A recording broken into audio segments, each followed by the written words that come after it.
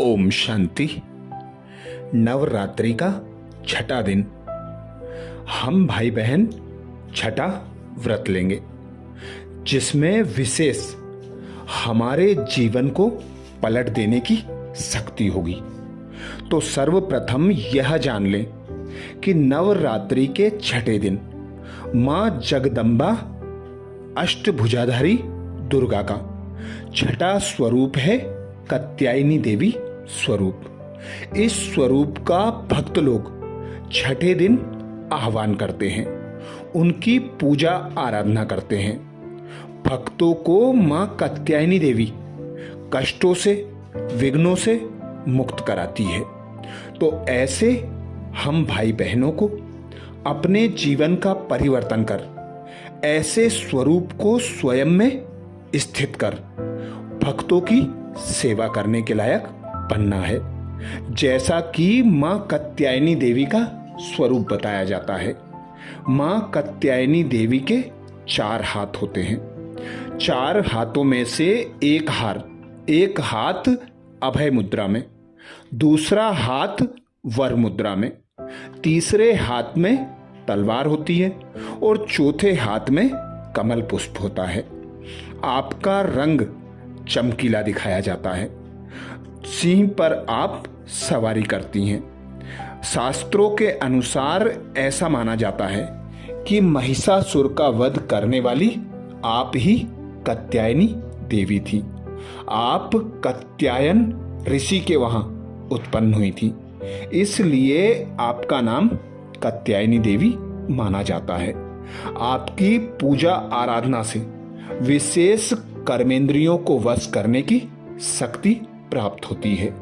आज्ञा चक्र को सक्रिय करने से विशेष प्राप्ति मानी जाती है। तो छठे दिन हम भाई बहन विशेष छठा व्रत लेंगे 5 बातों का।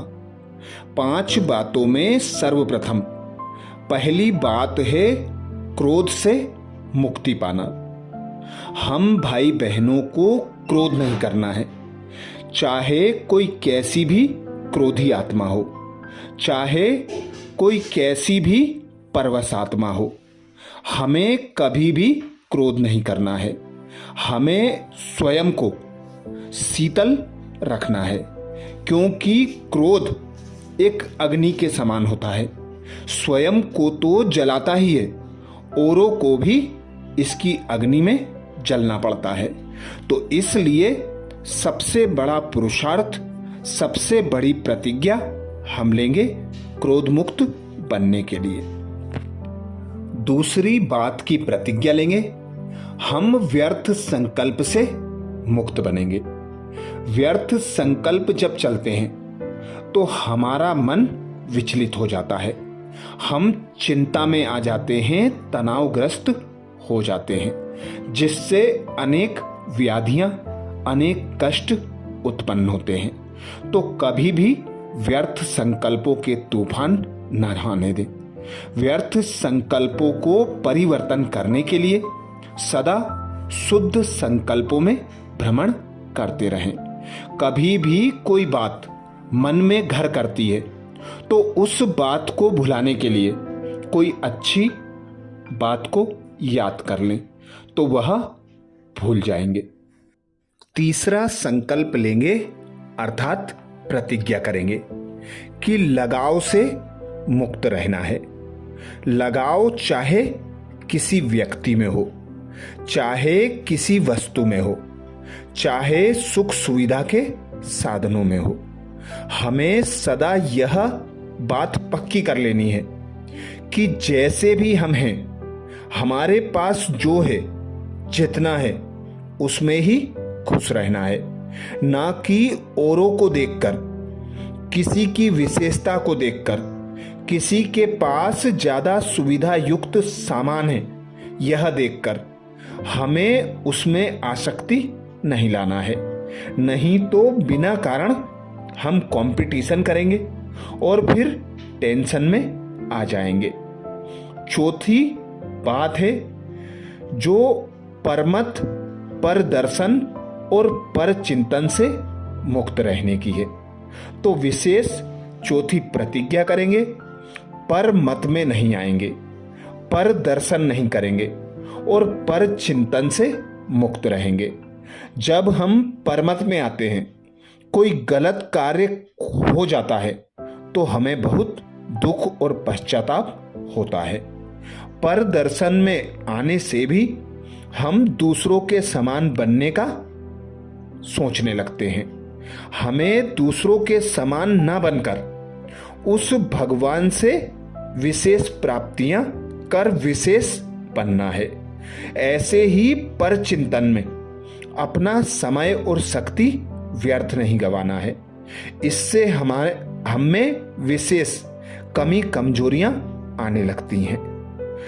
पांचवा और अंतिम संकल्प लेंगे, व्यर्थ बोल, डिस्टर्ब करने वाले बोल से मुक्त रहेंगे।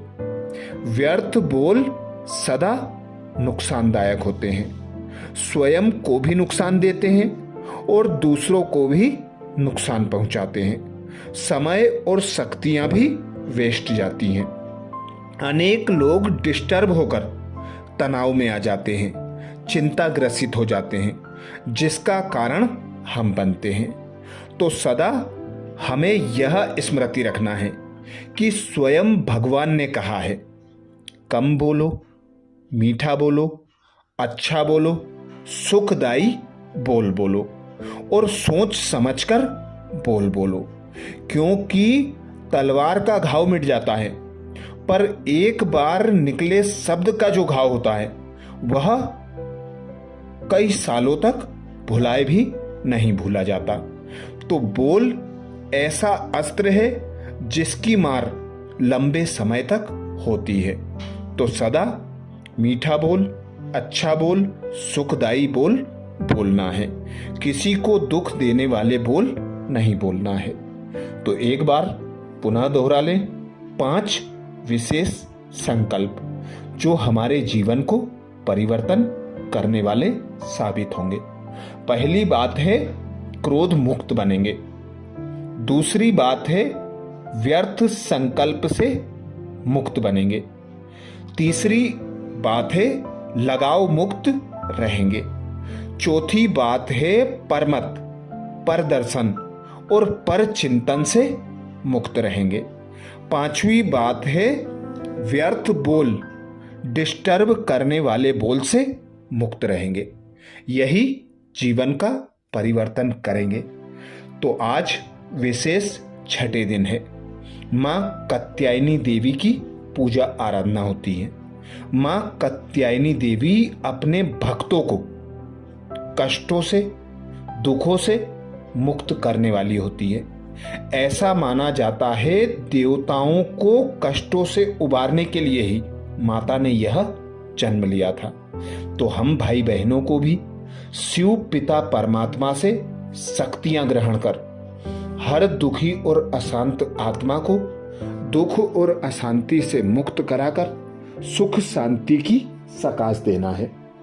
तो आज शाम को अमृत वेला में नुमा शाम में विशेष योग में हम विशेष कमेंट्री द्वारा भक्तों को दुख, कष्ट, अशांति, चिंता, भय से मुक्त करेंगे।